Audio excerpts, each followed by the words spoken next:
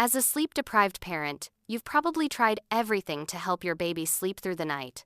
But what if I told you that some of your well-intentioned actions are actually sabotaging your baby's sleep? Let's dive into the habits you need to break starting tonight, because understanding these patterns could transform your entire family's rest. Stop rushing into your baby's room the moment you hear a sound. Babies are naturally noisy sleepers. Grunts, squeaks, brief cries, and whimpers often happen while they're still asleep or between sleep cycles. When you respond instantly, you may actually wake a baby who would have settled on their own, and you remove their chance to practice self-soothing. Think about your own sleep. You shift, stir, and briefly wake between cycles without noticing, then fall back asleep. Your baby needs to learn this same skill, and it only comes with practice. The solution is simple but hard. Wait 60 seconds before responding. That minute feels long, but many babies will resettle on their own. Listen to the cry if it fades. Stay back. If it escalates and continues, go in and comfort them. That short pause can make a powerful difference in building independent sleep. Next mistake: flooding the room with light. When you flip that overhead switch or turn on a bright lamp, you're essentially telling your baby's brain it's morning time, and they should be awake and alert. Light, especially bright white or blue light, shuts down melatonin production, the sleep hormone your baby desperately needs to drift back to sleep quickly. Instead, keep a small red bulb nightlight in the room, or even a clip-on red reading light. Red wavelengths won't disrupt sleep chemistry the way other colors do, but you'll still be able to see what you're doing when you need to check on your baby. This simple swap can cut wake-up duration in half and make nighttime interactions far less stimulating. Here's a tough one that goes against every parental instinct. Your immediate impulse to scoop up your baby needs to stop. I'm not saying never pick up your baby or ignore their distress. What I'm saying is don't make picking them up your first response. Before you lift them out of the crib, try calming techniques while they're still lying down in their sleeping space. Rest your palm firmly on their belly or back. Use rhythmic patting with a steady tempo. Make a gentle shushing sound that mimics white noise. Commit to 2 full minutes of this lower-level intervention before escalating to picking them up. You might be shocked at how often this works.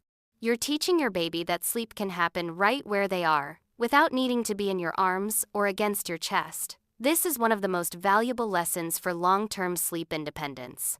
If your baby is past 6 months old and your pediatrician has confirmed that nighttime feeding isn't medically necessary, stop using food as a sleep tool every single time they wake. Yes, nursing or bottle feeding knocks babies out fast. The warm milk, the sucking motion, the closeness to you, it all creates the perfect sleep cocktail. That's exactly the problem. Your baby's brain creates a powerful connection between eating and sleeping. So every time they stir between sleep cycles, which happens naturally multiple times per night, they believe they need to eat to fall back asleep. It becomes a requirement rather than a choice.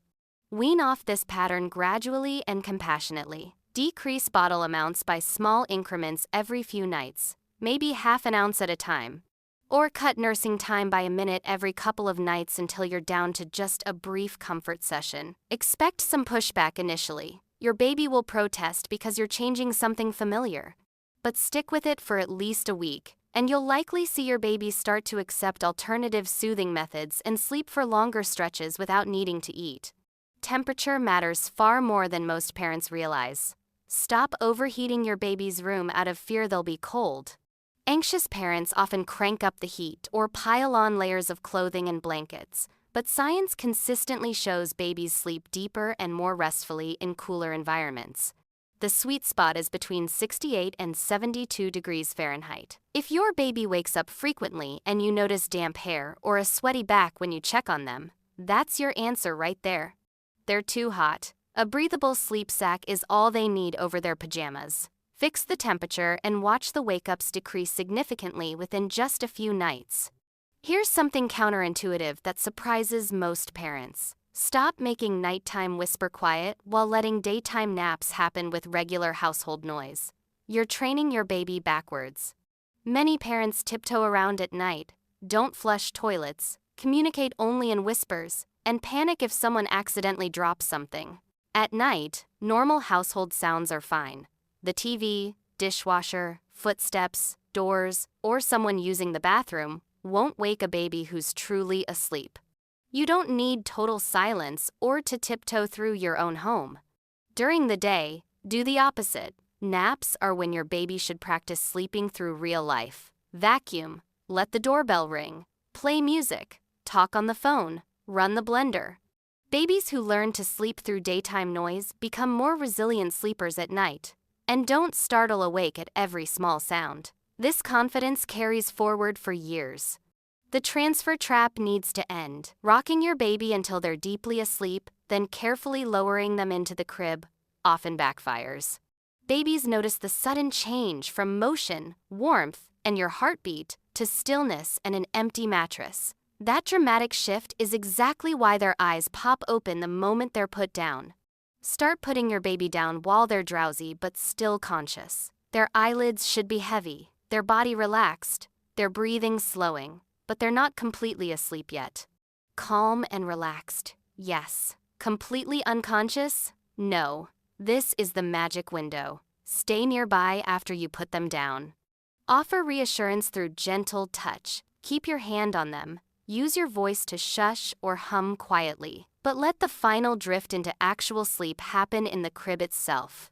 This way, when they naturally wake between sleep cycles later in the night, nothing has changed. They're still in the same place, and they can more easily fall back asleep without needing you to recreate different conditions. Stop changing diapers at every single wake-up. This is adding unnecessary time and stimulation to every nighttime interaction. Unless there's poop or the diaper is actually leaking through their pajamas, leave it alone until morning. Every change involves turning on a light, even if it's dim. It involves movement, lifting their legs, exposing them to cool air, wiping, stimulation. Today's modern diapers can easily handle a full night of urine without causing discomfort or rashes. You're adding 5 to 10 minutes of wake time to every nighttime interaction, and teaching your baby that waking up means a whole routine happens. Just leave it until morning, and everyone will get back to sleep much faster. Your voice needs to become boring at night, which is the opposite of every instinct you have as an engaged parent. During daytime hours, talk to your baby constantly. Narrate everything you're doing, sing songs, ask questions, engage their mind. This is wonderful and important for development. But after bedtime, your voice should be the most monotonous, unstimulating thing in the world. No questions, no sweet talking, no full sentences, no variation in tone. Your voice should communicate one message only. This is not time for interaction. This is time for sleep.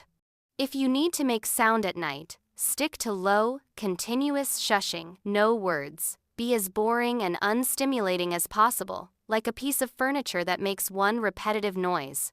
Save your warmth and engaging parent voice for the morning. This contrast helps your baby learn that night and day are very different. One common mistake is anticipatory intervention. If your baby usually wakes at the same time every night, you may find yourself awake beforehand, tense and ready to act, or even checking preemptively. Stop doing this. You may be reinforcing a pattern that could resolve on its own. Babies can get stuck in habitual wake times when we respond the same way at the same time every night. Respond only to what's actually happening, not what you expect. If your baby doesn't wake, don't check just because it's unusual. Let them surprise you. Most importantly, release the guilt. Stop comparing your baby to others who supposedly sleep perfectly. Infant sleep is highly variable. Some babies sleep easily, others need more time and support. Both are completely normal. Teaching independent sleep isn't neglectful. It's a gift that helps your child build lifelong skills while still meeting their real needs. Change won't happen overnight. Consistent sleep training usually takes 7-10 days, sometimes longer. Setbacks from teething, illness, or travel are normal. Do what you need to do during disruptions. Then return to healthy habits once things settle. Your baby will usually readjust faster because the foundation is there. Your exhaustion is real. Sleep deprivation affects your health, emotions, and relationships. Wanting better sleep doesn't make you a bad parent. It makes you human. Choose 2 or 3 strategies, implement them consistently for a week, and be patient with yourself. Better nights are coming, and you're already on the right path.